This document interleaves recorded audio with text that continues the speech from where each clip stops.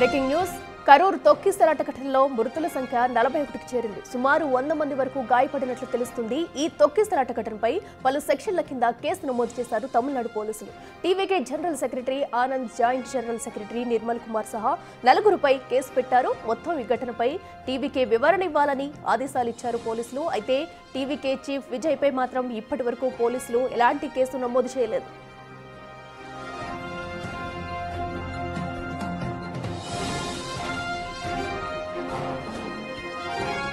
మరోవైపు తొక్కిసలాట ఘటనపై హైకోర్టును ఆశ్రయించింది టీవీకే పార్టీ. విజయ్ సభలో తొక్కిసలాట ఘటనపై సిబిఐ లేదా సిట్ ద్వారా విచారణ జరిపించాలంటూ పిటిషన్ దాఖలు చేసింది.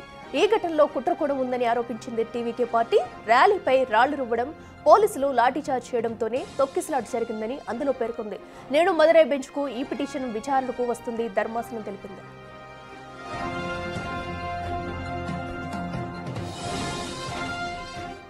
ఆసుపత్రిలో చికిత్స పొందుతున్న వారిని పరామర్శించేందుకు వెళ్లాలనుకున్నారు విజయ్. అయితే విజయ్ వెళ్తే మళ్లీ తొక్కిసలాట జరిగే ప్రమాదం ఉందంటూ ప్రభుత్వం అనుమతి నిరాకరించింది.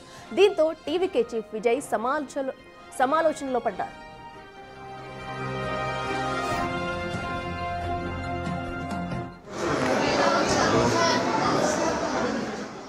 అయితే తొక్కిసలాట ఘటన తర్వాత చెన్నైలోని విజయ్ ఇంటికి బాంబు బెదిరింపు వచ్చింది. దీంతో అప్రమత్తమైన పోలీసులు విజయ్ ఇంటి దగ్గర భద్రత పెంచారు. విజయ్ ఇంటిని ముమ్మరంగా తనిఖీ చేసిన అనంతరం ఎలాంటి బాంబు లేదని తేల్చి చెప్పారు.